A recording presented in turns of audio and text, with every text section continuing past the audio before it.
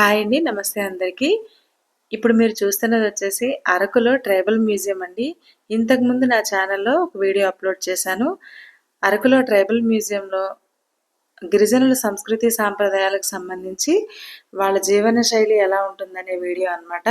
ఇప్పుడు ఈ వీడియో వచ్చేసి ఇక్కడ మొత్తం కూడా మనకి ఏవైతే అరికెలు, సామలు, మిల్లెట్స్ ఇలాంటివన్నీ ఉంటాయో వాళ్ళు ఒరిజినల్‌గా మందులేయకుండా చాలా రీజనబుల్ ప్రైస్‌కి వీళ్ళు ఇక్కడ స్టోర్ అనేది ఉందన్నమాట. కానీ పూర్వకాలం నుంచి ఉండే ఎన్ని రకాల విత్తనాలైతే ఉన్నాయో అవన్నీ కూడా ఈ షాప్‌లో ఉన్నాయండి. ఇది ఐటీడీఏ తరఫున వీళ్ళు రన్ చేస్తున్నారనమాట. గిరిజనులే రన్ చేస్తున్నారు ఈ షాప్ కూడా. ఇక్కడ వచ్చేసి మనం ఎక్కడ చూడనటువంటి చాలా రకాల మిల్లెట్స్ ఉన్నాయండి. కానీ వీటిని చూసినప్పుడు నాకు చాలా అనిపించింది. ఇన్ని రకాలు ఉన్నాయా? మనం ఇన్ని తిని బతికుంటారు మనకి ముందు పూర్వం ఉన్న వాళ్ళందరూ కూడా ఇవన్నీ తినబట్టే ఇందులో ఉన్న పోషక విలువలన్నీ వాళ్ళ శరీరానికి అందడం వల్లనే వాళ్ళంతా గట్టిగా ఉన్నారండి మనుషులు. ఇప్పుడు మనం తినే తిండన్నీ కూడా మందులు వేసి పెంచినవి అవ్వడం వల్ల టాక్సిన్స్ ఎక్కువైపోయి బాడీలో అన్నిట్లోనూ కిడ్నీలో స్టోన్స్, గాల్ బ్లాడర్‌లో స్టోన్స్ ఇలాంటివన్నమాట. కానీ వాటి నుంచి కొంచెం ఉపశమనం పొందాలంటే ఇలాంటి మిల్లెట్స్‌ని మనం అప్పుడప్పుడు వాడితే మంచిదని నా అభిప్రాయం అండి. మీరు కూడా వీలైతే ఎప్పుడైనా మిల్లెట్స్‌తో చేసే వంటలేవైనా ఉంటాయి కదా! వాటిని చేసుకొని తింటే కొద్దిలో కొద్దిగా ఆరోగ్యాన్ని మనల్ని మనం కాపాడుకునే వాళ్ళమవుతాం. ఇక ఈ వీడియో విషయానికొస్తే అండి, ఎన్ని రకాల ధాన్యాలైతే ఉంటాయో, ఎన్ని రకాల వరి ధాన్యాలు, నెక్స్ట్ కుంకుడుకాయలు, పసుపు ఇలాంటివి ఏవైతే ఉంటాయో అవన్నీ కూడా అదే కారండి ధాన్యం అంటండి. కొత్త కొత్త పేర్లు విన్నాను నేనిక్కడ. జొన్నలు, జొన్నల్లో చాలా రకాలున్నాయన్నమాట. నల్ల పసుపు ఉంది, మామూలు పసుపు ఉంది. ఇవి నల్ల ఉలవలండి. నార్మల్‌గా మనం ఉలవలు చూస్తాం కదా! ఇవి వచ్చేసి కుంకుడుకాయలన్నమాట. తెల్ల జొన్నలున్నాయి. వీటన్నిటికి పేర్లు రాసేసి అక్కడ డిస్‌ప్లేలో పెట్టారండి. ఎందుకంటే కొన్ని తరాల నుంచి ఉన్న విత్తనాలైతే ఏవైతే ఉన్నాయో చెప్పాలంటే మన ఆంధ్రప్రదేశ్‌లోనే చెప్పడానికి చాలా మంచి ప్లేస్ అండి. అరకు, వైజాగ్ ఎళ్ళడానికి మీరు ట్రై చేయండి.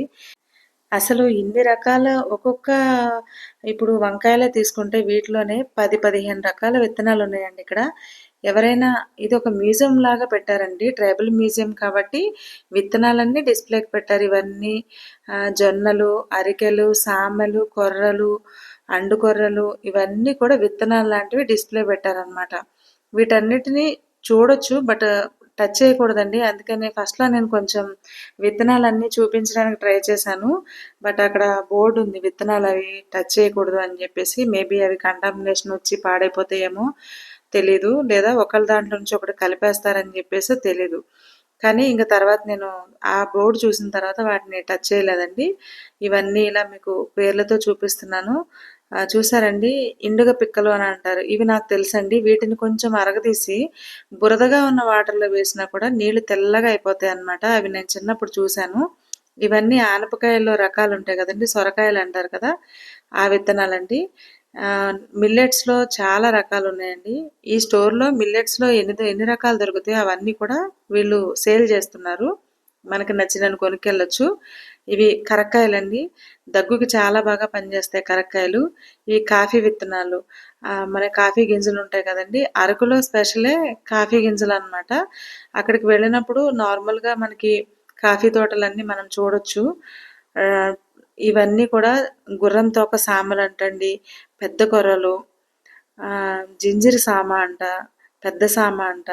ఇట్లా చూసారు కదండీ! ఇదంతా కూడా ట్రైబల్స్ వచ్చేసి ఇక్కడ ఏవైతే ఒరిజినల్‌గా అసలు మందులనేవి వేయకుండా న్యాచురల్‌గా పండించిన హ్మ్, ఇవన్నీ కూడా ఇక్కడున్న ప్రతి ఐటెమ్ అండి.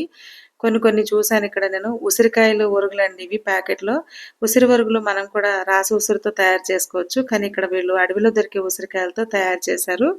అండ్ ఇవన్నీ చూసారు కదండీ! జీడిపప్పు అలాంటివన్నీ ఉన్నాయి.